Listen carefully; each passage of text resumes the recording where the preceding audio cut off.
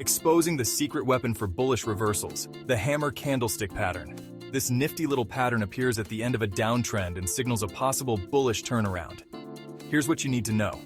First, the hammer has a small real body. This can be red or green, but the key is its size. It's small. Second, look for a long lower shadow, at least twice the length of that small body. This shadow shows that the market tested lower prices but rejected them. And here's the clincher, little to no upper shadow. If there's a small one, it can still be a hammer, but ideally it's absent. Now, why does this matter? Because it shows that buyers are stepping in, pushing prices up after a downtrend.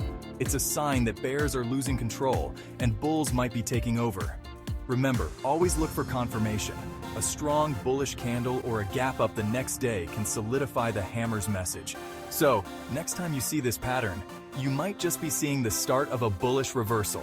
Happy trading!